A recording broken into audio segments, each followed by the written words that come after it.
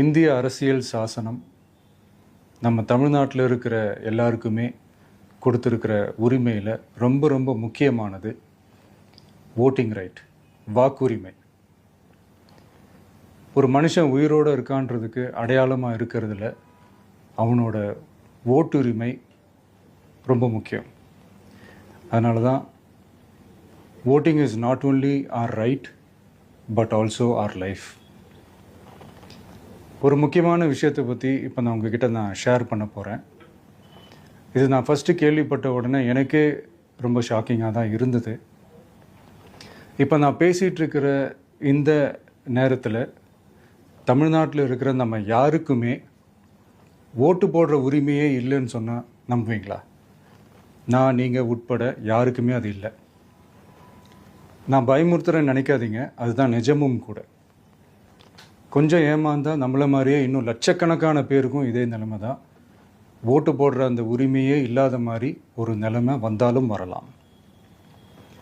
இதுக்கு main reason அந்த SIR, special intensive revision, சிறப்பு தீவிர திருத்தம். இப்போது இந்த எஸ்ஐஆர் நம்ம தமிழ்நாட்டில் எப்படி ஒர்க் ஆகும்? கடந்த ஜனவரி மாதம் எடுத்த அந்த கணக்கெடுப்பில் 6,36,00,000 வாக்காளர்கள் நம்ம தமிழ்நாட்டில் இருக்கிறாங்க. ஆனால் அவங்க யாருக்குமே இந்த ஓட்டு போடுற உரிமையே இல்லை. அந்த பிஎல்ஓன்னு சொல்லுவாங்க, பூத் லெவல் ஆஃபீஸர்ஸ், வாக்குச்சாவடி நிலை அலுவலர். அவங்க தான் வீடு வீடாக போய் அந்த ஃபார்மை கொடுப்பாங்க. அதை நம்ம ஃபில்அப் பண்ணி கொடுக்கணும். அதை தேர்தல் ஆணையம் அதை எடுத்துகிட்டு போய் அதை ஸ்க்ரூட்டினைஸ் பண்ணி அது எல்லாமே கரெக்டாக இருக்கான்னு செக் பண்ணி பார்த்ததுக்கப்புறம் அந்த வாக்காளர் பட்டியலை வெளியிடுவாங்க. அந்த வாக்காளர் பட்டியலில் நம்ம பேர் இருக்கணும், அப்போ தான் நம்மளால் ஓட்டு போட முடியும். அந்த புது பட்டியல் வர்ற வரைக்கும் நம்ம வாக்காளர்களான்றது அது உறுதியே செய்ய முடியாது. இன்கேஸ் அந்த புது பட்டியலில் நம்ம பேர் இல்லைன்னா அது ஒரு தனி ப்ராசஸ், அது ஒரு தனி ஃபார்ம், அது ஒரு தனி கிளைம்ன்ற மாதிரி அது ஒரு வேறு வேலை. ஸோ இந்த மாதிரி நிறைய சிரமங்கள் குழப்பங்கள் இருக்கிறதுனால மக்களுக்கு இது மேலே ஒரு கன்ஃபியூஷன் ஒன்று இருக்குது. இது என்ன வெரிஃபிகேஷனா இல்லை ஒரு மறைமுக ரீரெஜிஸ்ட்ரேஷனா இல்லை இது வந்து ஒரு நியூ ரெஜிஸ்ட்ரேஷன் மாதிரியே தானா அப்படின்ற மாதிரி நிறைய கன்ஃபியூஷன் இருக்குது. அவங்க செய்ய வேண்டியதெல்லாம் ஒன்று தான். இந்த மாதிரி வீடு வீடாக போய் அந்த என்யூமரேஷன் ஃபார்ம் நம்ம ஃபில்அப் பண்ணி கொடுக்கும்போது அதுக்கான அக்னாலேஜ்மெண்ட்டை அந்த பிஎல்ஓ அந்த ஆஃபீஸர்கிட்ட இருந்து நீங்கள் வாங்கிக்கணும். அது ரொம்ப ரொம்ப முக்கியம். இது நான் சொல்கிறது வாக்காளர் பட்டியலில் ஆல்ரெடி உங்கள் பேர் இருக்கிறவங்களுக்கு நான் சொல்கிறேன். இப்போ புது வாக்காளர்கள், ஃபஸ்ட் டைம் ஓட்டர்ஸ், அவங்களுக்கு ஃபார்ம் 6ன்னு ஒன்று இருக்குது. அதை நீங்கள் ஃபில்அப் பண்ணி நீங்கள் உங்கள் ஏரியாவில் இருக்கிற சம்மந்தப்பட்ட அந்த உங்கள் அலுவலகத்தில் நீங்கள் டைரெக்டாகவும் சப்மிட் பண்ணலாம், இல்லை நீங்கள் ஆன்லைன்லேயும் சப்மிட் பண்ணலாம். அப்படி ஆன்லைனில் நீங்கள் சப்மிட் பண்ணிங்கன்னா அதுக்கான ஸ்க்ரீன்ஷாட்டை எடுத்து வச்சுக்கோங்க. ஃபோனில் மெசேஜ் வரும், அதை சேவ் பண்ணி வச்சுக்கோங்க. அப்ராடில் இருக்கிறவங்க கூட அந்த எஸ்ஏஆர் ஃபார்மை டவுன்லோட் பண்ணி நீங்கள் அதை ஃபில்அப் பண்ணி சப்மிட் பண்ணலாம். அதுக்கான அக்னாலேஜ்மெண்ட்டை வாங்கி வச்சுக்கோங்க. ரொம்ப முக்கியமாக உங்களோட பிஎல்ஓ அந்த ஆஃபீஸர் யாருன்னு தெரிஞ்சு வச்சுக்கோங்க. இந்த தேர்தல் ஆணையம் அந்த வெப்சைட்டில் போனீங்கன்னா அந்த பர்டிகுலர் பிஎல்ஓ ஆஃபீஸரோட ஃபோன் நம்பர் கூட நீங்கள் எடுத்து வச்சுக்கலாம்.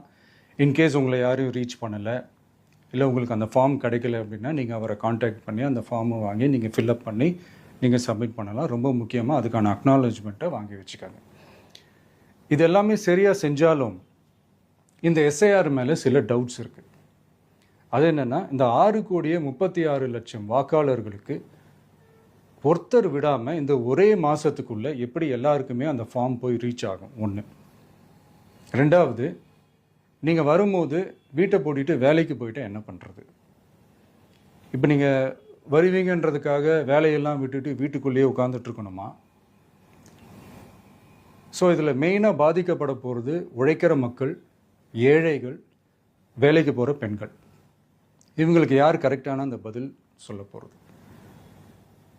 ஒரு நியாயமான எஸ்ஐஆர்னால் என்ன நடக்கணும்? இப்போது இறந்து போனவங்கள மார்க் பண்ணி அதுலேருந்து டிலீட் பண்ணணும்.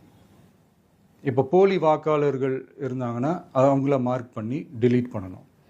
இப்போ ஆல்ரெடி ஓட்டு இருக்கிறவங்களுக்கு எதுக்கு இந்த ரெஜிஸ்ட்ரேஷன் என்ற பேரில் இவ்வளவு குழப்பங்கள் அப்படின்றது தான் எங்கள் கேள்வி. இப்போ புதுசாக வர்ற வாக்காளர்களையோ இல்லை ஓட்டு இல்லாதவங்களையோ சேர்த்தா பத்தாதா?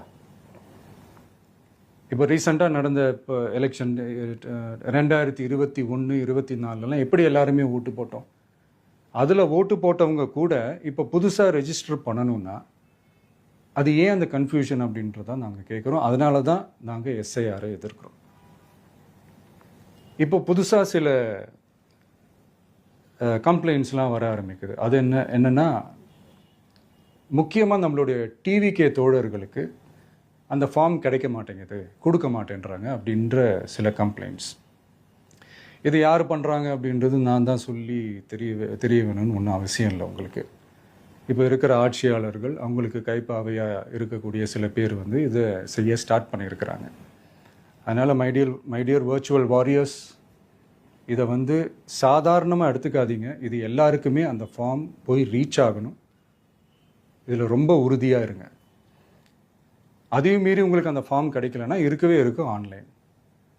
தேர்தல் ஆணையம் அந்த வெப்சைட்டில் போய் அந்த ஃபார்மை டவுன்லோட் பண்ணி நீங்கள் ஃபில்அப் பண்ணி சப்மிட் பண்ணலாம். உங்கள் வீட்டில் இருக்கிறவங்களுக்கு நீங்கள் செஞ்சு கொடுங்க, பக்கத்து வீட்டில் இருக்கிறவங்களுக்கு செஞ்சு கொடுங்க, தெரிஞ்சவங்களுக்கு, தெரியாதவங்களுக்கு, பழகினவங்களுக்கு, பழகாதவங்களுக்கு எல்லாருக்குமே நீங்கள் தயவு. அண்ட் ரொம்ப முக்கியமாக நம்ம ஜென்சி கிட்ஸ், நம்ம ஃபஸ்ட் டைம் ஓட்டர்ஸ், நம்ம புது வாக்காளர்கள், நம்ம நண்பா நண்பிகள், அவங்க ரொம்ப கேர்ஃபுல்லாக இருக்கணும். நான் ஆல்ரெடி சொன்ன மாதிரி உங்களுக்கான ஃபார்ம், அந்த ஃபார்ம் நம்பர் 6, அதை கரெக்டான டீட்டெயில்ஸோட கரெக்டான உங்கள் டாக்குமெண்ட்ஸை வச்சு அதை சப்மிட் பண்ணுங்கள்.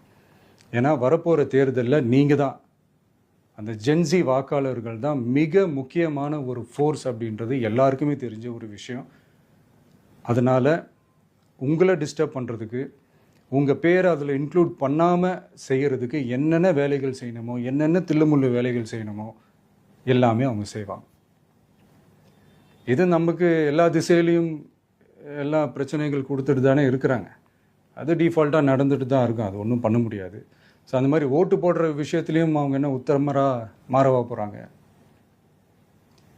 இப்போ நான் சில மீட்டிங்ஸ்லலாம் ரிப்பீட்டடாக ஒரு விஷயம் நான் சொல்கிறேன்ல, 2 பேருக்கு நடுவில் தான் போட்டி அப்படின்ட்டு.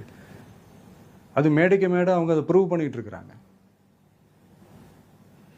அதனால் தோழர்களே, வரப்போகிற தேர்தலில் நம்ம யாருன்னு காட்டணும், நம்ம பலம் என்னன்னு காட்டணும். அதுக்காக அந்த பலமான, அந்த பவர்ஃபுல்லான ஆயுதத்தை நம்ம கையில் எடுக்கணும். அந்த ஆயுதம் வேறு எதுவுமே இல்லை, ஓட்டு, வாக்கு, ஜனநாயகம். அது இருந்தால் தான் நம்ம அந்த வெற்றியை நோக்கியே நம்மளால் பயணிக்க முடியும். தமிழ்நாடே அந்த வாக்குச்சாவடி முன்னாடி திரண்டு நிற்கணும். அதை பார்த்துட்டு தமிழ்நாடே தமிழக வெற்றி கழகமா இல்லை தமிழக வெற்றி கழகம் தான் தமிழ்நாடா அப்படின்ற மாதிரி இருக்கணும்.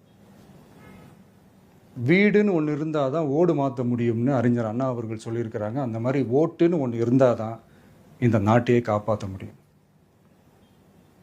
அப்புறம் இன்னொரு முக்கியமான விஷயம், அந்த எனிமரேஷன் ஃபார்ம் நீங்கள் ஆன்லைனில் நீங்கள் ஃபில்அப் பண்ணும்போது அதில் ஒரு சில ப்ராப்ளம்ஸ் வர்றதுக்கு வாய்ப்பு இருக்குது. அது உங்களுடைய ஓட்டர் ஐடியில் இருக்கிற உங்கள் பேரும் ஆதார் கார்டில் இருக்கிற பேரும் அந்த ஸ்பெல்லிங், இனிஷியல்ஸ் எல்லாமே ஒரே மாதிரி இருந்தால் தான் அது அக்செப்ட் ஆகும், இல்லைன்னா அக்செப்ட் ஆகாது. அது கொஞ்சம் கேர்ஃபுல்லாக பண்ணுங்கள். அது கொஞ்சம் யூசர் ஃப்ரெண்ட்லியாக இருக்கலாமேன்னு கேட்டதுக்கு அதெல்லாம் முடியாது, அதுக்கெல்லாம் வாய்ப்பு இல்லை, அதுக்கெல்லாம் ஆளுங்க இல்லை, பண்ண முடியாதுன்னு ரிப்ளை பண்ணிட்டாங்க. ஸோ அதனால் மைடியர் டிவிகே தோழர்களே, மைடியர் ஜென்சி படை பலமே, உஷாராக இருங்க, கான்ஃபிடென்ட்டாக இருங்க. நல்லதே நடக்கும். வெற்றி நிச்சயம். மீண்டும் சந்திக்கும் வரை